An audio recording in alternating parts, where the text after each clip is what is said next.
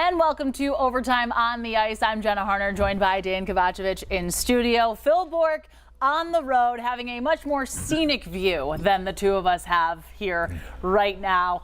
Guys, we finally saw it happen this week. Some big line shakeups. Bryan Rust getting moved down to the second line to see if he's a potential fit with Evgeny Malkin on the wing. Evan Rodriguez moving up to the top line. There's been a lot of defensive movement as well, seeming like there's always that extra guy. Bourque, we'll start with you on this because this has been something we've been talking about for a while, and now it's kind of come to fruition here. No, you're right, Jenna. I think it's been a breath of fresh air, and I think it's made guys uncomfortable, which could be a good thing. To have a little bit of fear that when you come to the rink, your jersey might not be hanging up in your stall. Not only lineup changes, but we've seen some healthy scratches too, right?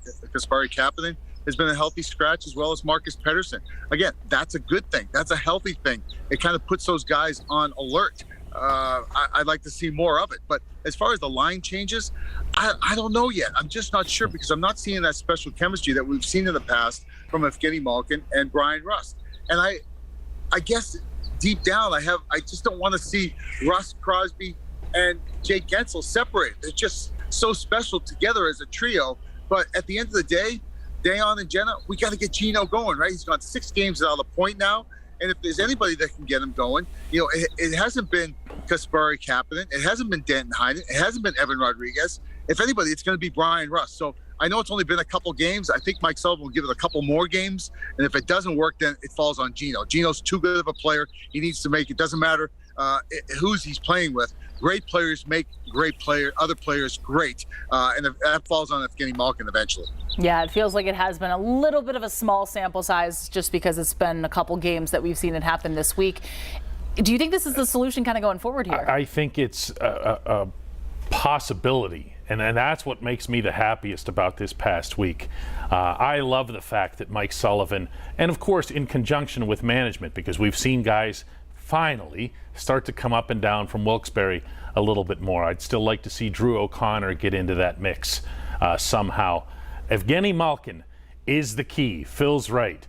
What you can't have is someone, and because he's playing, Phil, let me know if you disagree with this. I actually like his game for the most part. He's playing, yeah, he's playing hard. He's playing 200 feet. He's creating things for his wingers. Problem is his wingers aren't doing anything, and in turn, it's coming back on him. He can't go 6 games without a point, without something else being wrong.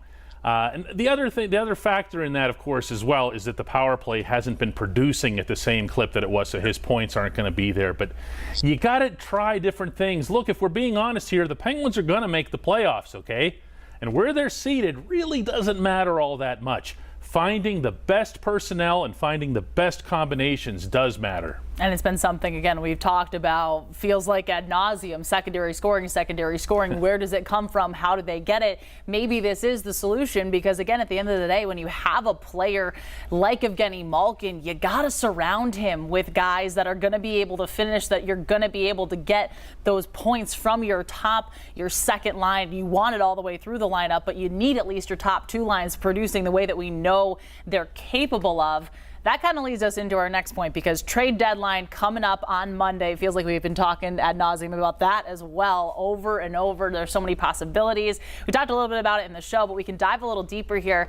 Dan, I'll start with you. When you talk about wish lists and who you want to see in a Penguins uniform when the deadline hits Monday at 4 p.m., who are you going with? Well, I'm going big here on purpose because this is kind of the way we've gotten used to things when Jim Rutherford was here. But Jim Rutherford could be at the other end of this one as well. JT Miller from Vancouver. Bring him home. Local kid. That's not why you get him. You get him because he's been an outstanding scorer. He can also score on any line. And I know that doesn't necessarily solve the Gino situation here. I'm of the mindset that you could also, if you get yourself a guy who can play the middle like JT, you can move Jeff Carter up to Gino's wing. I know that hasn't gone super great this year, but it also hasn't gotten much of a chance here. Jim Rutherford knows the Penguin system. He knows these guys. He knows he can trust them. He knows he can make a move that won't burn him. Bourque, you think they should kind of talk with Rutherford a little bit, see what's brewing there, or potentially have their eyes on somebody else? I love JT Miller. You didn't do the back half of the equation, though. What are we giving up to get him? And the cap hit. And the cap hit. Yes, right. There's a lot going on. And the one thing you have with JT Miller is cost certainty because he has another year left on this cap-friendly contract, considering how incredible he's been. I'd be surprised if Jimmy trades him. He's their best player. Why would you trade him, first and foremost? But you're right, Dan. I would love to bring that kid home. Who I want? I'm going to go West Coast also, in Anaheim. They call him Ricky Raquel, Raquel. He's a right-hand shot that can play the left side. In fact, he likes the left side. But again, putting it on the ladies' tee for me there, Jenna, this is a guy that could play with Gino. I think he'd be a great fit with Gino. And I understand he's an unrestricted free agency, but also in the back of my mind, I'm thinking, what's going on with Brian Rust? Why haven't we signed Brian Rust to an extension? Maybe it's coming down the turnpike. Maybe it's not. But I think he'd be a great guy. If Rusty moves somewhere else as a free agent in the summertime, I think you'd have Raquel right there in your hip pocket. Yeah. Did you hear the 2-9er dropping that golf reference there? It's almost like he's on a golf course. What?